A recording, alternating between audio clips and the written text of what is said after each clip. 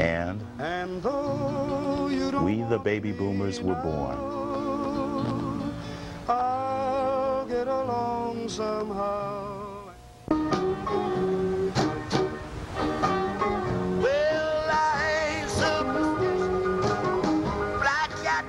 Life, living, and the pursuit of happiness went on, in the valley and on the strip. The folks worked when and where they could, and on the weekend they partied late into night, arising to meet another day. But suddenly, and with awesome consequences, the sons and daughters of Hastings were given the employment opportunity of a lifetime, and off to war they went. While the sons of Hastings Street went off to war, its daughters went into the supporting industrial arena, and many a brown Rosie plied her skill with the rivet. Concerned residents joined civil defense and neighborhood patrol units in an effort to be vigilant on the home front.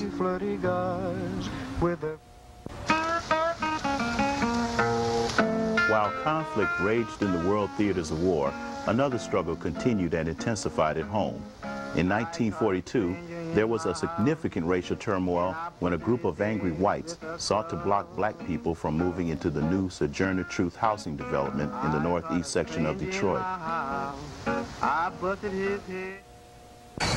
Then, on a steamy June night in 1943, an altercation broke out between blacks and whites on Belle Island. False reports that a black child had been thrown off the bridge spread rapidly, and soon Hastings Street and Detroit turned into a battlefield. I was right there when it happened at Sonny Wilson's. Louis Jordan was there that night. It was on a Sunday night. And the dance had started, and I was right up at the stage, right at the front of the stage, looking up into Louis Jordan's mouth. Girl, don't you? What makes your big head so hard? Next thing you know, a guy, he run up, jumped on the stage, and snatched the mic out of Louis Jordan's hand so he could, everybody go out to Belle Isle, having a race ride out there. So, people piled up in cars. We got out as far as anywhere around Charlevoix, Kercheval. I saw the policemen beating little kids 8, 9 years old with their nightsticks and dragging them behind their motorcycle. I saw it. And everybody that was in the car with me, they all dead now, but it's still, it might be a few that left that was there when it happened to see how it started. And they told us we didn't want the same thing, to get the hell away from there. And we were all grown in a way, you know, we were all working. So, but we had respect for the law. There's nothing we could do but do what they say. That's what we did. We went on away from there. Some stopped in the valley. We went back up to Sonny's. But it actually started 2 weeks earlier at the old 8 Mile amusement park, Eastwood Park. 2 weeks prior to the night it broke out. It started out the Eastwood Park, because they stopped blacks from going out to the dance hall. All the big bands would come through there because they would fight every time they go out there. So they stopped the blacks from going to the dance hall. You know, all the big bands would come through there. But it actually started out at Eastwood Park 2 weeks before it broke out at Belle Isle. Well, it was on a Sunday, and I was at a club meeting. And as I was getting ready to leave the meeting, I noticed that there were fires all up and down 12th Street. And I had to make it home, of course, but I didn't realize that the riot had gotten so far out of hand, and people were getting killed, and they were looting stores all over the city. And I recall we lived on Canfield at the time, and we lived next door to a Dr. Beth, and on the other side of us was three white women. They were older women, and they had been beaten up, and we were able to save one of them. And then we took them in our home until the riot was over. But it was just nothing but blood and fire and bloodshed. It was just awful. That's one day I'll never forget. That riot was a result of foreigners coming in, particularly from overseas, and wherever their relatives sent for them. Because, you know, we were having a great migration of foreigners coming into the city. And I guess if you would look at it, we were coming from the South at the same time. But I think the reason and the cause of that was some of those ideas were brought from the old country because they had never dealt with blacks. And sometimes, and I have no proof of it, but I think their relatives tried to say to them, well, you know, don't pay any attention. And that was truly a race riot because it was on Woodward Avenue, the dividing line for the city of Detroit. And they were in certain areas there, and the fighting began right in that area on Woodward, downtown. Not all the way downtown, I would say around Putnam and through in there. And that's where the blacks were attacked at. Of course, the blacks retaliated also. And police were there usually themselves at that time. We had very few, if we could count our black policemen. And certainly we had a lot of that going on because the blacks fought back. In the terms, if you were on this side of, which is the east side of Woodward, they attacked also. But I truly call that a race riot. I can remember very well that the whites were in the 3-6's bar. I'm sorry. Yes, the 3-6's, owned by Jap Sneed, was one of the finest nightclubs in the United States at the time. And we didn't know what was going on until suddenly Mr. Sneed started letting the white patrons out of the back door. That was a terrific nightclub. And that's when we came out and find it was a riot. It was a false rumor that was started that a white couple had threw a black baby over the bridge at Belle Island. And the boy that made that statement, he made it at Forest Club, and his name was Leo Tipton. We later had problems about that, but Leo Tipton just grabbed the microphone at her dance and made that announcement. And of course, we had 2 black officers who were attending the dance. By the grace of God, Jesse Stewart is still living, and he was one of the first black sergeants. And his co-partner was Larry Bleach, who passed last year. They were put on the carpet because they wanted to know why didn't they arrest Leo Tipton for making that statement. But of course, they were found not guilty and they were not suspended, but they attempted to suspend them for that situation. But that was a riot. So much different that we're not even asking about what happened in '67. But I was a young girl when the riots came, but I do remember we were at home from school that day. They sent us home early, and they told us that the whites were coming across the track, and we lived on the other side of the track.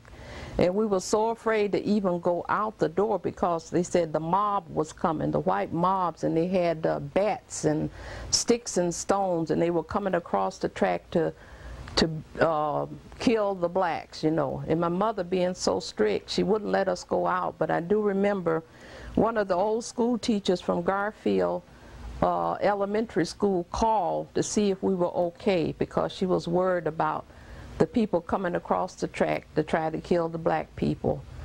And we were just so scared to death that we couldn't even go out the door. We just stayed in. Well, it was a lot of interesting things happened during the riot. One, some of them very humorous. One story I remember where a fellow was standing in front of a pawn shop. You know, most all the white people vacated as soon as they got the word that the riot was on. And that went for the pawn shops and the white stores, Tinson's, or whatever was on Hastings Street, all the businesses. But this particular pawn shop, I think his name was, the guy ran, his name was Eli, something like that. And all the more arrogant blacks would go in there and come out with, they didn't have TVs then anyway, but with the, whatever you could carry of value, guns and, you know, hunting rifles and things like that, clothes, they'd be bent down double with clothes and suits and all like that, and luggage on the back and all like that. But one guy stood there and watched and watched and watched, and this policeman stood slinging his nightstick while the people would come on in and go just take what they wanted. They were cleaning the joint out. And after nearly everybody had it down to the almost to the bare walls, this guy stood and watched everybody go in and come out loaded down, and he decided to go and see what he can luck up on. So what he came out with, you couldn't guess. he came out with an armful of toilet paper. And the policeman had never bothered anybody else admonished him anything about going in there robbing the man's store. But when this guy came out with this armful of toilet paper, I think he massaged his head with his nightstick. When the 1943 riots occurred, shouldn't call them riots, when the violence in the streets, reaction to a wide variety of terrible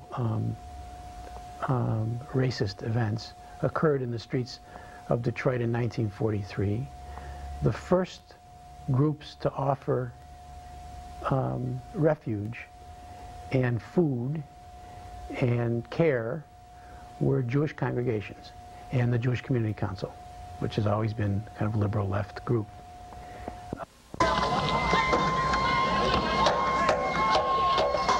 The riot started on a Sunday night, and its flames were quickly spread by rumor, misinformation.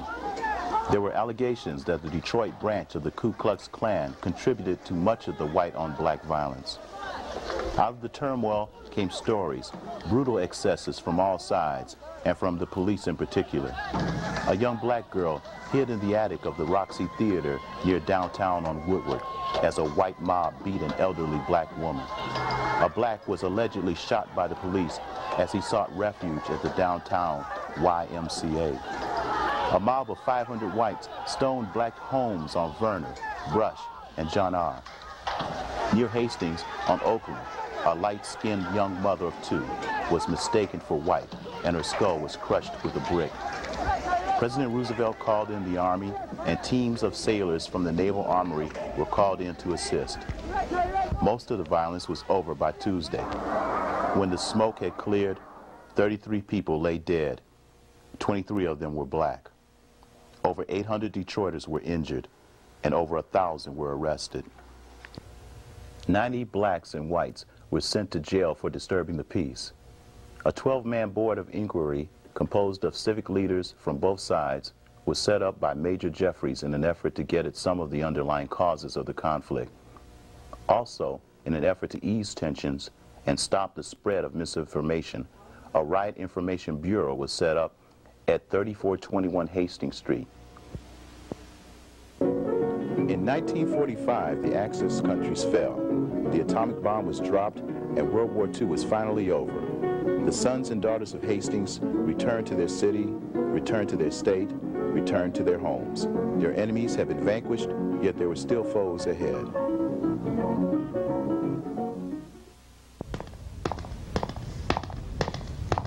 There were all types of individuals and characters on and around Old Hastings Street. Some humorous, some tragic, some heroic, some villainous, some a little bit of both. There were frequenters on the street who were law-abiding, and there were a good number who were law-evading. And then there was the law itself.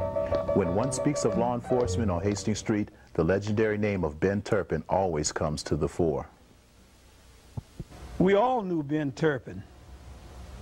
If you were anyone in the city of Detroit, you had heard or you knew Ben Turpin. But there's a concept about Ben Turpin that there's a lot of misunderstanding about it. Ben Turpin was a policeman out of the Hunt Street station. Now, Hastings Street was a dividing line for Canfield Station and Hunt Station. And Mr. Ben Turpin worked the east side of Hastings. And that's as far as his territory was going. You find some people say, oh, Ben was everywhere. Ben was everywhere, starting from downtown Detroit, coming up Hastings on the east side. He was one of the first early policemen that we had in Detroit. And of course, a lot of things was said of Ben Turpin that were not true. In a lot of areas, he was a very devoted man. He had baseball teams. And he covered the Eastern Market at that time when it was our only outlet so far as public food services. And Ben kept order by just the using of his name. And he barred no individuals. He always carried 2 guns. And his partner was association with Mr. Marshall, was his partner. And Ben was known because he believed in the law And sometime, I think at the precinct, they let him enforce it the way he felt fit. One of the most unique things about it is there was no wife beating in those days because Ben couldn't stand for it or wouldn't stand for it. And if your wife went to the station and any complaints, the desk sergeant would say, well, wait for Mr. Turpin. And of course, that lady never came back again because after he got through interfering in that or intervening in that with her husband, that was the end of the wife whipping. Everybody was afraid of Ben Turpin. And I worked with the police department for 2 years, and he was just retiring when I started working with the department. Yeah, that's the bad police. Tough man.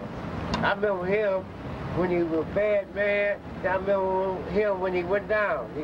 He was, when he went down, he was at the Babbitt Hotel. Babbitt Hotel, that was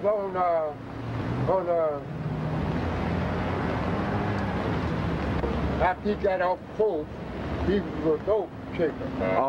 He died naturally, I think. I don't. Yeah, I remember Ben. Ben was he was a fair man, a straight man.